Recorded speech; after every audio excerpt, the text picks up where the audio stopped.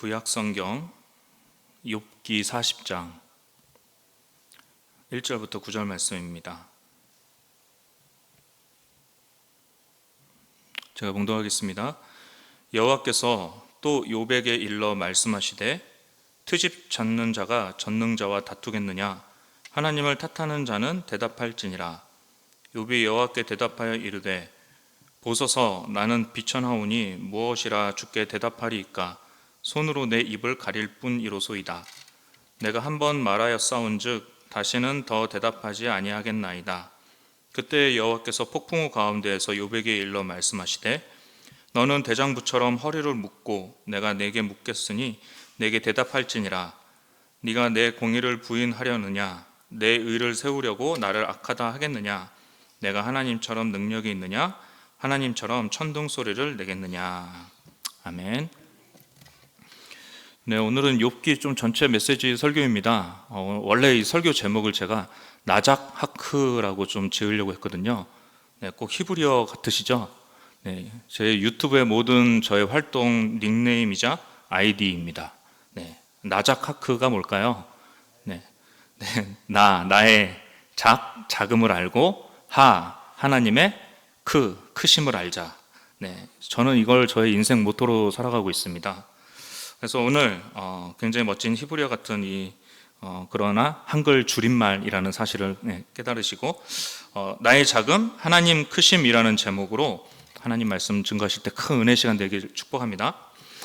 자, 모든 사람은요 자신이 생각하고 경험한 것이 전부이다라고 생각하며 살아갈 거예요. 아마 시각 장애인들을 좀 예를 들어보시면 시각 장애인들에게 냉장고를 좀 만져보라라고 했다고 해봅시다.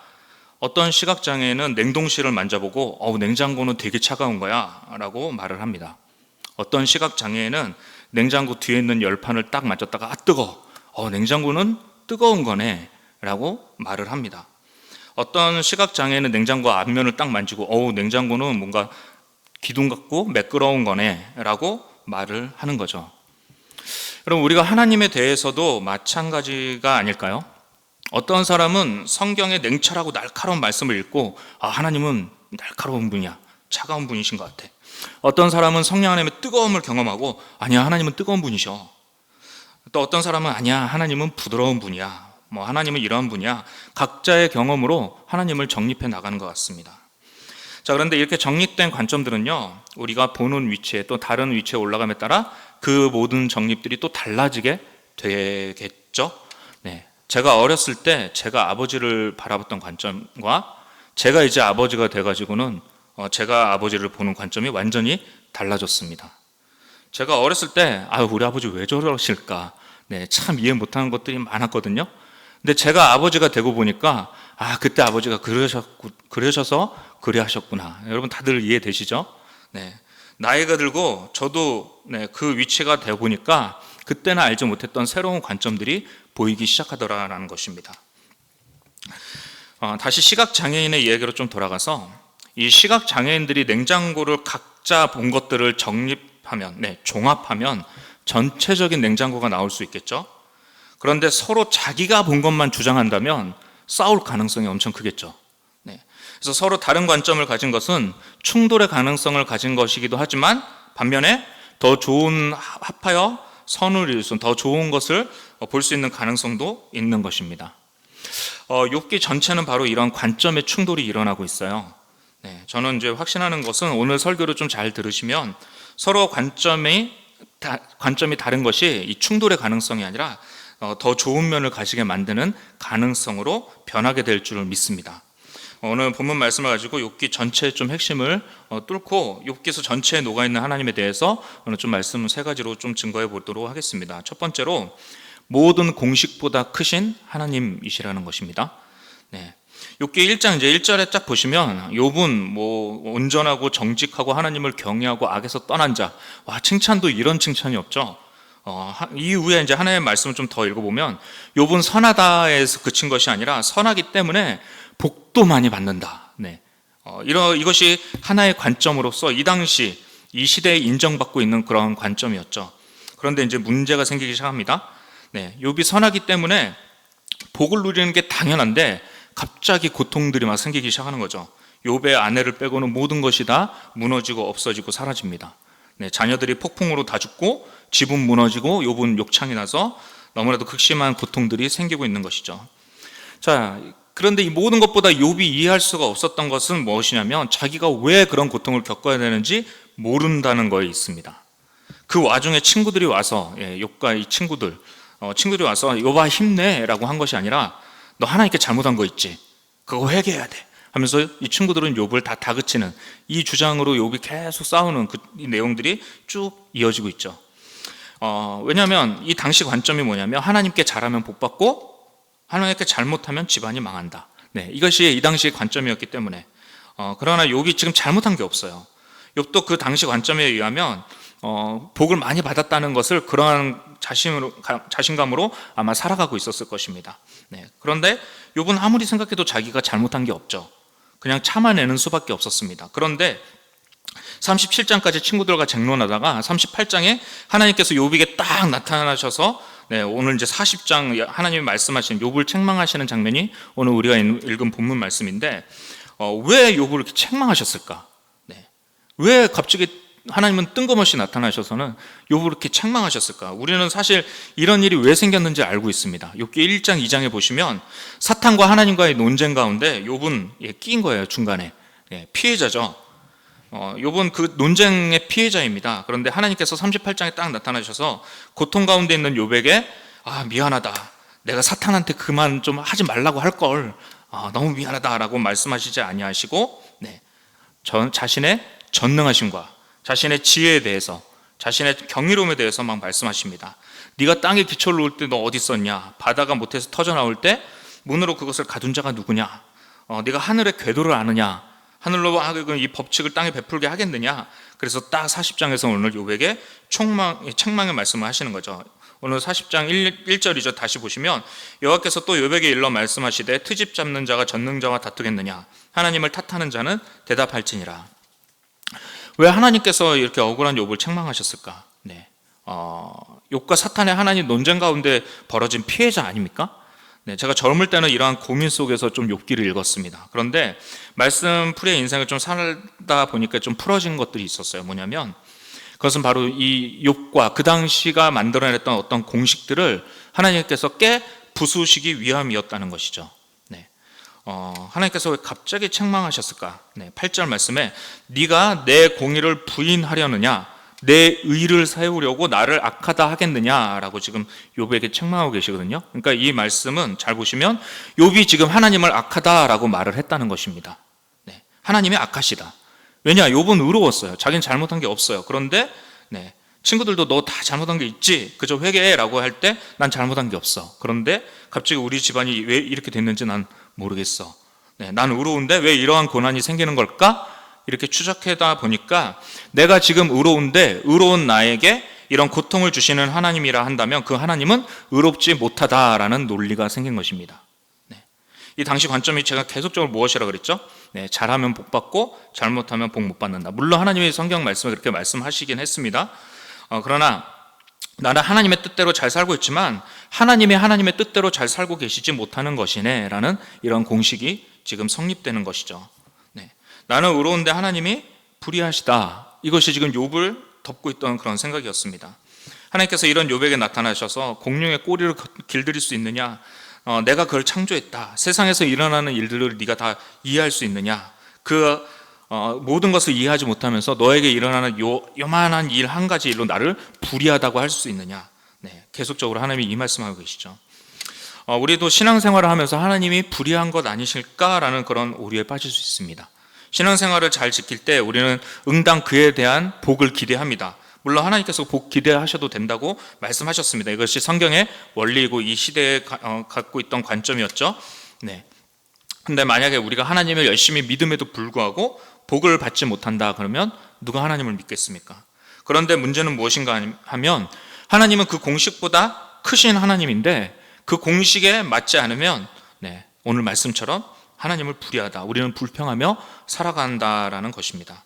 8절을 다시 한번 제가 읽어드리겠습니다. 네가 내 공의를 부인하려느냐? 네 의를 세우려고 나를 악하다 하겠느냐? 우리는 보여지는 것으로 판단을 하죠. 그리고 정죄하고 싶은 그런 마음들, 그런 위험이 우리 모두 앞에 놓여 있습니다. 그러니까 내 신앙의 기준으로 그 사람을 이 신앙의 기준에 맞지 않으면 재단하기 시작하는 거죠. 당신 그렇게 신앙생활하면 안 돼. 당신 그렇게 살면 안 돼. 그 다음은 정죄하기 시작하죠. 막 판단하기 시작합니다. 그러다 마지막에는 하나님이 막 재단의 대상이 되어버리죠. 아니, 하나님은 정의롭고 공평하시고 선하시다라고 말씀하셨잖아요. 그런데 왜 나에게 이런 고통을 주시는 것입니까? 네, 바로 여기에 문제가 있습니다. 내가 경험한 것들이 이 세상의 경험 등에 부딪혀서 점점 우리가 넓어지는 것이 아니라 점점 좁아지는 것에 있다라는 거죠. 우리는 지혜가 많으면 많을수록 이 다른 사람을 수용하는 힘이 생기는 것이 아니라, 다른 사람을 내 생각에 맞게 재단하는데 아주 능한 그런 일들을, 자기들만의 공식들을 행하기 쉽다라는 것입니다. 자, 그런데 오늘 말씀을 통해 이제 보여주신 것이 무엇이냐면, 제가 욥기를 읽다 깨달은 것은 무엇이냐면, 하나님은 모든 공식보다 다 크시다라는 것입니다. 할렐루야. 우리 나름대로 각자에게 어떤 공식들이 있으실 거예요. 예수님 믿으면 대학도 잘 들어가, 직업도 잘 갖게 되고, 예수님 믿으면 막 물질의 복도 받는다. 저는 물론 믿습니다. 이런 공식들도 있다고 분명히 믿습니다. 성경이 말씀하고 있기 때문에. 그런데 이것은 아주 조금 밑에 있는 공식들인 것 같아요. 조금 더 높은 공식은 이런 거예요. 은혜로만 들어가는 거야. 우리의 삶은 은혜야. 우리의 행위는 필요 없어. 그리고 이제 노력하지 않은 결과를 놓고 다 하나님의 뜻이야 하면서 막 책임은 다 하나님께 돌리는 그런 경향들이 있죠. 제가 이 청년의 때를 좀 지나고 나니까 좀 억울한 게 하나 있었습니다. 그것이 뭐냐면, 우리의 노력에 대한 설교를 이렇게 좀 정말 강하게 잘 해주시는 설교를 제가 잘 듣지 못하고 자랐다는 거예요. 그래서 우리의 인생의 결과를 놓고 그 책임을 하나님께 떠넘긴 것들만 배웠지, 그 책임을 내가 지는 것에 대해서는 잘 배우지 못하고 제가 자랐었던 것 같아요. 여러분, 내 삶에 대한 책임은 내가 지는 것입니다. 우리가 경험한 하나님이 다인 것 같아요. 내가 정의한 은혜는 이런 것이고, 내가 정의한 하나님은 이런 하나님이야. 내가 만들어낸 공식에 다른 삶의 방식을 사는 사람들을 보면 가히로 재단하는 그런 위험에 빠지기 마련인 것이죠. 여러분, 누구는 성령만 강조하죠. 막 방언 못 받으면 막 구원받은 거 아니다, 그렇게 말하는 파도 있습니다. 그리고 어디는 교리, 말씀, 전통 이런 거 굉장히 강조합니다. 그래서 교회에서 어떻게 일렉 기타를 할 수 있냐, 드럼을 칠 수 있냐 하면서 이렇게, 그리고 또 어딘가는 굉장히 제자의 삶을 강조합니다. 교단마다 여러분 분위기도 마찬가지입니다. 장로교회는 말씀 강조 많이 하고요. 오순절파는 성령님 강조, 이 감리교는 제자의 삶을 강조 많이 합니다. 제가 이렇게 느끼는 것은 뭐냐면, 결국은 균형인 것 같아요. 하나님에 대한 사랑을 강조하지만 하나님의 심판과 공의도 중요합니다. 할렐루야. 제가 좀 많이 부족하지만 우리나라로는 최고의 신학교인 총신대학교 신학대학원을 나왔습니다. 감사하게 졸업했는데요. 총신에서 제가 느낀 것은 좀 무엇이었냐면, 하나님은 총신보다 크시다였습니다. 할렐루야. 여러분, 하나님에 대한 어떠한 정의를 내리셨던지 간에 하나님은 그것보다 크신 하나님이십니다. 믿으십니까? 저는 우리 모두가 이 자기만의 공식에 빠져 사는 이 편협한 마음을 갖는 성도가 되지 않기를 바라는 마음으로 이 설교를 하고 있습니다. 우리 안에 다른 관점들의 충돌이 일어날 수 있죠. 각자의 개성과 성격과 성향이 다 다르니까요. 그래서 누가의 관점이 틀리고, 베드로의 관점이 틀리고, 바울의 관점이 다 틀립니다. 이 바울 신학, 누가, 요한, 이런 것들을 다 깊이 들어가시면 그 성향과 그 관점에 맞춰서 하나님이 그들을 사용하신 것을 알 수가 있죠. 각자의 성격과 개성, 이게 나와 맞지 않다고 재단해서 좀 더 좁아지는 그런 것이 아니라, 그것을 수용하고 품고 더 넓어지는 사람이 될 수 있기를, 더 큰 그릇 되실 수 있기를 주님의 이름으로 축복합니다. 첫 번째로, 하나님은 모든 공식보다 크신 하나님, 이것을 깨부수시기 위해서 이런 말씀들을 써 남겨놓으셨다라고 말씀드렸습니다. 두 번째로는 경이로우신 하나님이십니다. 두 번째로 욥기에 나타난 하나님은 경이로우신 하나님이세요. 영어로는 wonder라고 합니다. 경이롭다. 국어사전으로는 놀랍고 신비함이라고 합니다. 여러분, 이 경이로움을 인생 가운데 느끼신 분 계십니까?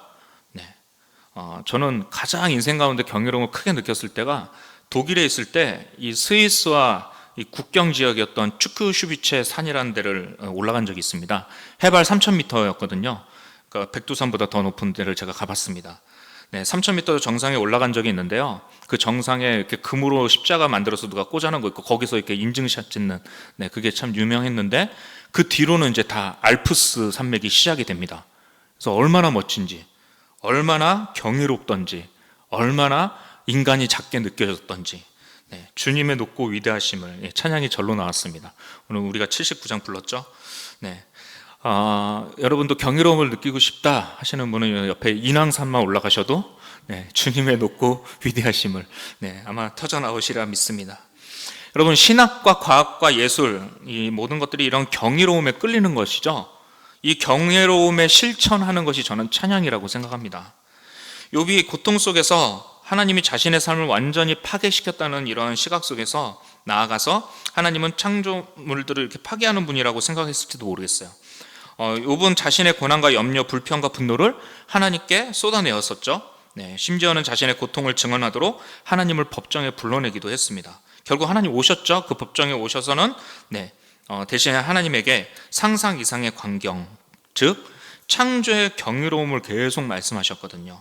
네, 그러면서 오늘 9절 말씀으로 욥에게 저는 쾅 때리셨다라고 생각을 합니다. 오늘 본문 9절 말씀, 네, 제가 읽어드리겠습니다. 네가 하나님처럼 능력이 있느냐? 하나님처럼 천둥 소리를 내겠느냐?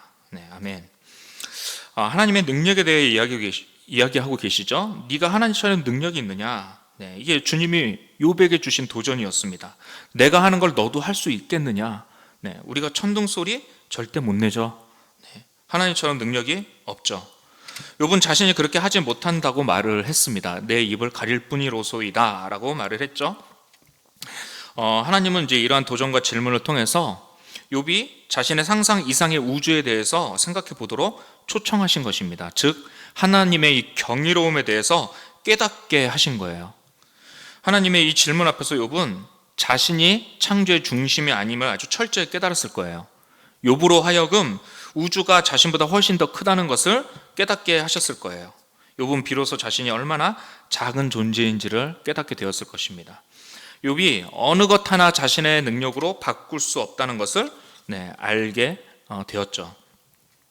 우리가 이제 살아가면서 능력 참 많다고 생각합니다. 내가 재산 좀 어느 정도 되는데, 내 힘이 어느 정도나 이제 되는데, 내가 배운 게 이 정도나 되는데, 내가 신앙생활 한 40년 했는데, 그러면서 좋지 않아 보이는 부분에 이렇게 막 쯧쯧쯧 하면서 정죄하고 있고, 그런데 그 가운데 가장 큰 문제는 무엇이냐 하면 나는 좋지 않는 부분에 좋지 않다라고 생각할지언정 내가 가지고 있는 지혜로 내가 세상을 바꿀 수 없다라는 것입니다.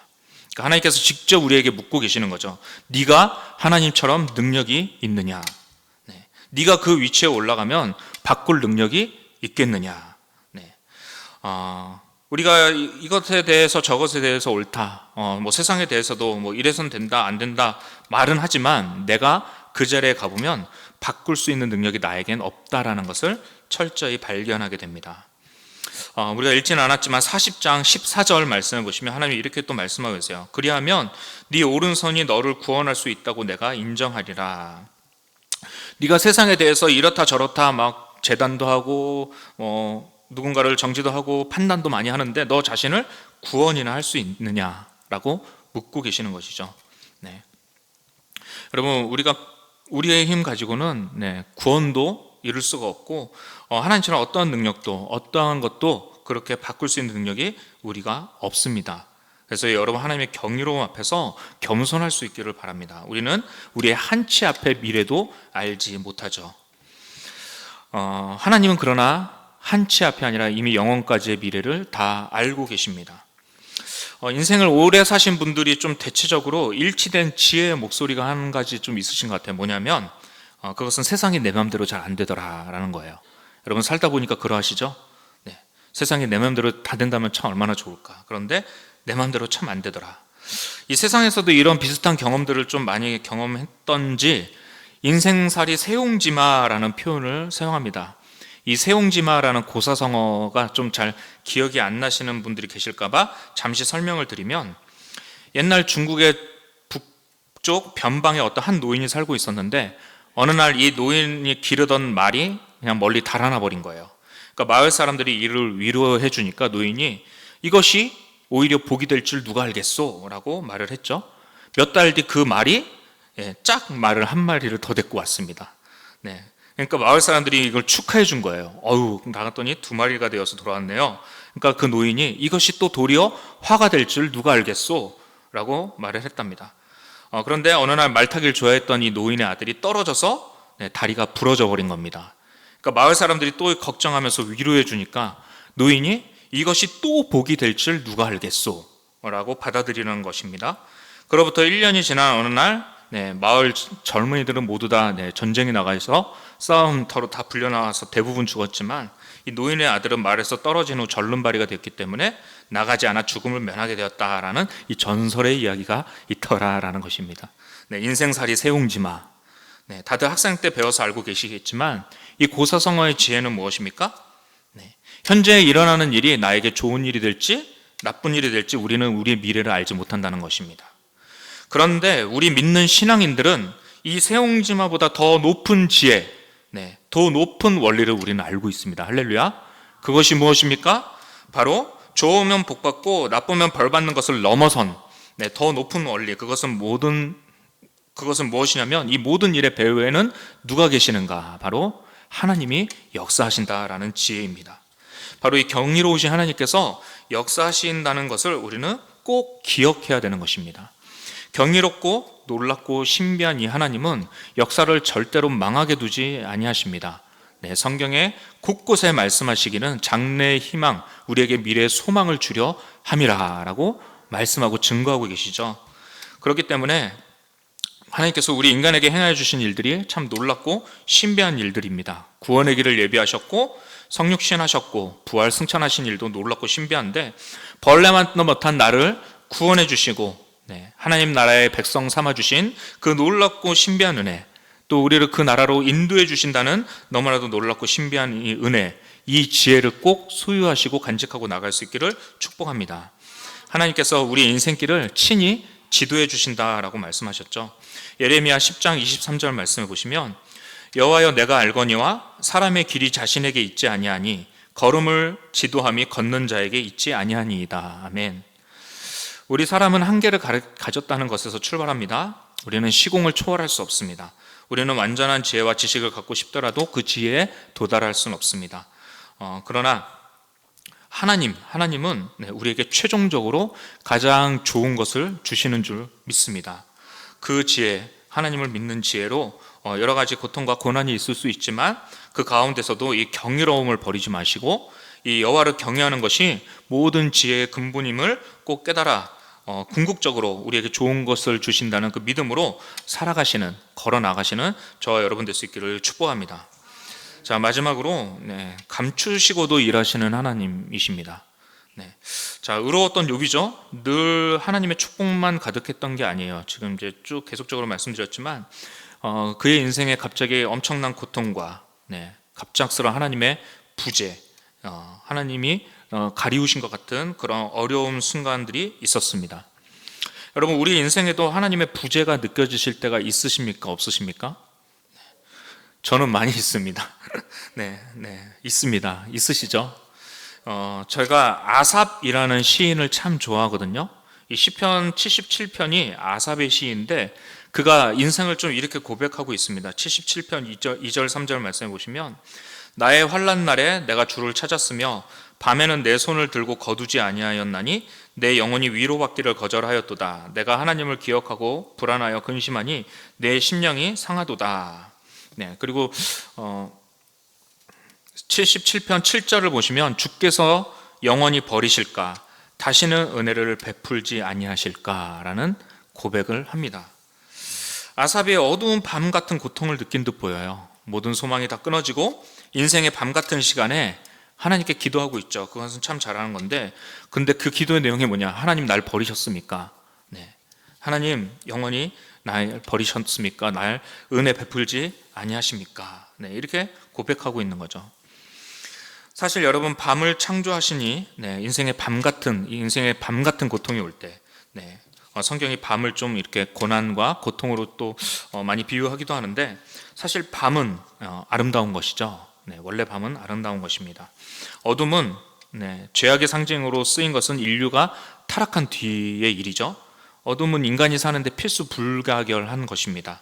그러니까 공기 정화나 피부에서 노폐물이 배출되고 간이 정화가 일어나고 피로 회복이 일어나는 건 다 밤에 일어나는 일들이죠. 어둠이 싫다고 자꾸 빛으로만 나가면 피로 회복이 안 됩니다, 여러분. 여러분, 영적 원리도 마찬가지인 것 같아요. 때론 인생에 어둠 같은 시간이 오지만 그로 인하여서 우리의 영적인 독소들이 해독이 되는 것이죠. 이때 힘든 것은 하나님은 과연 어디 계실까? 하나님이 나를 떠난 것 같은 느낌이 들 때가 있습니다. 그러나 나중에 이 아삽의 시에서 나중에 주의 길이 바닷속에 있었다라고 말씀하고 있거든요. 그러니까 하나님의 길은 우리에게 감추어져 있었다라는 거예요. 바닷속에 길이 있었군요 고백하면서 시편 77편을 마무리하고 있습니다. 이 일은 한마디로 하나님은 보이게도 일하시지만 감추시고도 일하신다라는 것을 보여주고 있는 것입니다. 여러분, 하나님께서는 여러분의 삶에 있어서도 보이게도 일하시고 때로는 감추시고도 일하십니다. 이것을 믿으십니까? 사랑의 하나님이 나에게 어떻게 이러실 수 있을까라는 그런 물음이 생길 때 하나님이 주시는 것이라면 우리가 복이라고 생각하는 것만이 복이 아니라 하나님의 부재도 복이라는 사실을 깨달을 수 있기를 바랍니다. 때론 우리 인생의 고난도 영적인 독소를 해독하게 되는 복된 시간이라는 것이 바로 하나님의 일하심의 비밀이라는 사실을 믿고 나아갈 수 있기를 축복합니다. 여러분, 욥이 이제 나중에는 정말 멋진 고백을 하거든요. 우리 욥기 42장을 좀 한번 보겠습니다. 같이 한번 펼쳐보실까요? 욥기 42장 5절 말씀, 제가 너무나도 좋아하는 말씀 중에 하나이고 여러분 함께 오늘 이 시간 함께 고백하길 소망합니다. 욥기 42장 5절 말씀 시작. 내가 주께 대하여 귀로 듣기만 하였사오나 이제는 눈으로 주를 배움나이다. 아멘. 여러분, 귀로 들은 하나님뿐만이 아니라 이제는 눈으로 하나님을 볼 수 있기를 축복합니다. 하나님의 부재 이후에 그는 오히려 하나님의 더 크심을 발견하게 되었죠. 이제는 눈으로 주를 배움나이다 라고 고백합니다. 아니, 욥이 무엇을 느꼈기에 주를 뵙는다까지 말씀을 고백하고 있을까요? 그것은 욥이 하나님의 부재라고 느꼈던 상황도 실제로는 하나님의 임재였다라는 것이죠. 내가 당한 고난이 하나님의 외면으로 말미암아 생긴 재앙이 아니라 하나님이 힘껏 나를 축복하시는 또 다른 방법이었음을 알게 되었다라는 것입니다. 할렐루야. 하나님의 일하심의 높음을 우리가 깨닫고 겸손히 주어진 부르심에 응답하면서 나아가시는 저와 여러분 될 때 이제는 귀로 들었던 하나님뿐만 아니라 눈으로 하나님을 보게 될 줄 믿습니다. 말씀을 짧게 정리하겠습니다. 하나님은 내가 정립한 모든 공식보다 크십니다. 그 크신 하나님 만날 수 있기를 축복합니다. 또한 하나님은 경이로우십니다. 그 경이로운 하나님께서 우리의 인생 미래 하나님의 나라를 향해 다 예비하셨음을 믿고 나아갈 수 있기를 축복합니다. 세 번째로, 하나님은 감추고도 일하십니다. 오늘 본문 말씀을 통하여서 어제보다 또 이전보다 더 큰 하나님을 만나시고 십자가의 복음으로 서로 화합하고 우리가 서로 하나 되는 더 넓은 마음을 갖는 복된 그리스도인들 다 될 수 있기를 주님의 이름으로 축복합니다. 아멘. 오늘 이 시간 다 함께 기도하며 나가도록 하겠습니다.